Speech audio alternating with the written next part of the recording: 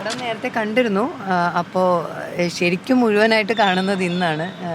വലിയ സന്തോഷം അതായിരുന്നു. അപ്പോൾ പ്രത്യേകിച്ച് നമ്മൾ ചെയ്യുന്ന സിനിമ പ്രേക്ഷകരോട് ഒരുമിച്ചിരുന്ന് കാണുക എന്നൊക്കെ പറയുന്നതല്ലേ ഏറ്റവും കൂടുതൽ സന്തോഷമുള്ള കാര്യം. എന്തായാലും വലിയ സന്തോഷം. കാര്യം കൂടെ കണ്ടവരൊക്കെ ഒരുപാട് പേര് നല്ല അഭിപ്രായം പറഞ്ഞു, ഒരുപാട് പേർക്ക് ഇഷ്ടപ്പെട്ടിട്ടുണ്ടായിരുന്നു. അതൊക്കെ കേൾക്കുന്നത് തന്നെ വലിയ സന്തോഷം. സിനിമ കൊള്ളാം. പെട്ടെന്നൊന്നും കഥ പിടികിട്ടുന്നില്ല. ഒരു കോംപ്ലിക്കേറ്റഡ് ആണ് കഥ. കുഴപ്പമില്ല. അവരുടെ കുഴപ്പമില്ല. ഒരു ആവറേജ് പടം. ഒരു കുഴപ്പമില്ല. ഒരുവിധം പിടിച്ചിരുത്താം. പടം എടുത്തു പറയാൻ അങ്ങനെ കണ്ടുകൊണ്ടിരിക്കുക, അത്രേ ഉള്ളൂ. വേറെ പ്രത്യേകിച്ചൊന്നുമില്ല. ഒരു മൂവിയാണ് കർണിക.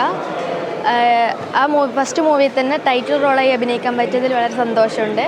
ഈ കർണിക എന്ന് പറയുന്നത് ഒരു ക്യാരക്ടർ ട്രഡീഷണൽ ആയിട്ടുള്ള ഒരു തറവാട്ട് കുട്ടിയുടെ ഒരു ക്യാരക്ടറാണ്. പാടൊന്നല്ലായിരുന്നു. അരുൺ സാറ് ഓരോന്നും കൃത്യമായിട്ട് പറഞ്ഞു തരുന്നുണ്ടായിരുന്നു. പിന്നെ എന്താ ചെയ്യേണ്ടത്, ഡയലോഗെല്ലാം ആദ്യമേ അയച്ചു തന്നിട്ട് നമ്മളെ പഠിപ്പിച്ചിട്ടുണ്ടായിരുന്നു. പുതിയ ഒരുപാട് നല്ല കഴിവുള്ള ആൾക്കാരോട് അഭിനയിക്കാൻ പറ്റിയതിൽ വളരെ സന്തോഷം. ഞാനിപ്പോൾ കണ്ടു, എനിക്കിഷ്ടമായിന്. ഇപ്പോൾ എല്ലാവരിലും എത്തണം, എല്ലാവരും ഇഷ്ടപ്പെടുമെന്ന് വിചാരിക്കുന്നു. ഫസ്റ്റ് മൂവിയല്ല, എൻ്റെ ഇതൊരു 4ാമത്തെ മൂവിയാണ്. അതായത് അത്യാവശ്യം നല്ലൊരു സ്ട്രോങ് ആയിട്ടുള്ള ക്യാരക്ടർ ചെയ്തതിൽ 2ാമത്തെ മൂവി.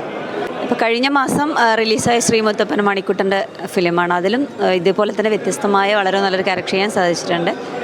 ഈ ഒരു സിനിമയിൽ കർണികയിൽ ദേവുമ്മ എന്ന് പറയുന്ന ക്യാരക്ടർ ചെയ്യാൻ സാധിച്ചതിൽ ഒരുപാട് സന്തോഷം. ഞങ്ങളെപ്പോലെയുള്ള പുതുമുഖങ്ങൾക്ക് ഒരുപാട് സപ്പോർട്ട് നൽകണം. എന്നാൽ മാത്രമേ ഞങ്ങൾക്ക് ഇനിയും നല്ല നല്ല കഥാപാത്രങ്ങൾ ചെയ്യാൻ സാധിക്കുകയുള്ളൂ. അടുത്ത സിനിമ ഒന്നും കൺഫേം ആയിട്ടില്ല. പക്ഷെ അത് 1-2 പ്രോജക്റ്റുകൾ നിലവിൽ അതിൻ്റെ കാര്യങ്ങൾ ചർച്ച ചെയ്തുകൊണ്ടിരിക്കുന്നുണ്ട്. എഡിറ്റിംഗ് എല്ലാം പുള്ളി തന്നെയാണ് ചെയ്തേക്കുന്നത്.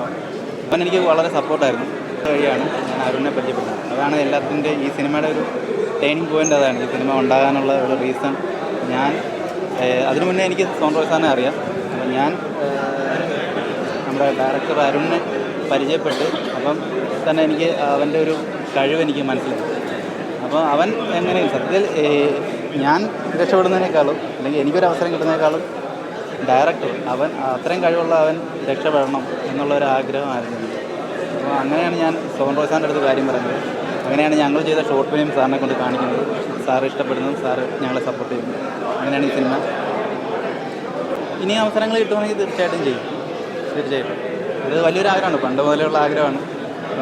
പണ്ടൊക്കെ എല്ലാവരും ചോദിക്കില്ലേ നമുക്ക് ഭാവിയിൽ എന്താവാൻ ആഗ്രഹം എന്ന് ചോദിച്ചാൽ ഞാൻ സിനിമ നടനാകാനെന്ന് തന്നെയാണ് പറയാറ്. പണ്ട് പോലെ സിനിമയെ സ്നേഹിക്കുന്ന ഒരു വ്യക്തിയാണ്.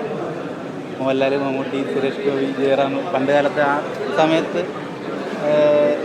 90 കാലഘട്ടങ്ങളിൽ അവരെയൊക്കെ ആരാധിച്ച് മനസ്സിൽ അവരുടെയൊക്കെ സിനിമകൾ ഇഷ്ടപ്പെട്ട് വന്നൊരു വ്യക്തി തന്നെയാണ്. അപ്പോൾ എനിക്ക് സിനിമ ലോകം ഭയങ്കര ഇഷ്ടമാണ്.